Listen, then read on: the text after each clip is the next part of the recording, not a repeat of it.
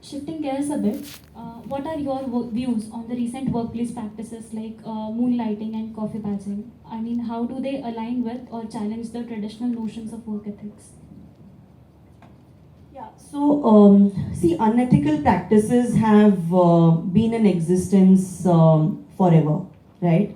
It's just coffee badging and moonlighting in today's scenario, especially that we see after COVID, right? There have been some of the older traditional ways that we used to see in the plants where there was, say, something like proxy punching, for example, right? So, again, coming back to my earlier point, for me, it all comes down to integrity, right? It all comes down to how do you and your organization develop a robust mechanism to be able to call out some of these unethical behaviors and make sure that you have a mechanism to address them.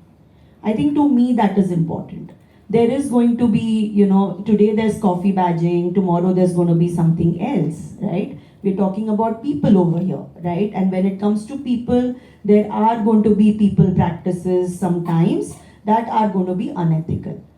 But I think more than that, the way we operate at Cummins at least is that we operate on the foundation of trust.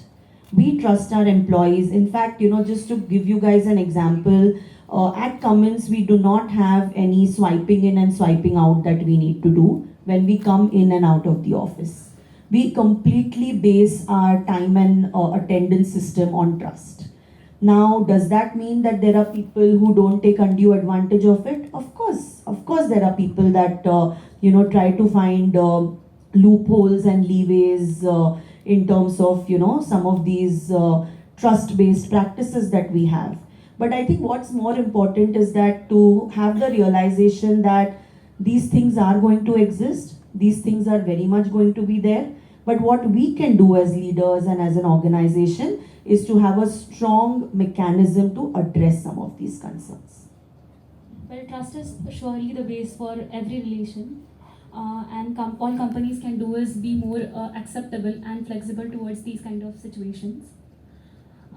I believe, but I also believe that with these new changes being introduced in the work environment, there also comes a need for employee awareness.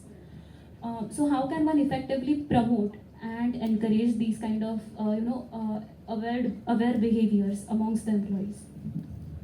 Yeah, so I think, before we start with the employee awareness, I think the first step before that is to role model some of these behaviors in the organization. I think as senior leaders, we uphold the values and these behaviors in the company.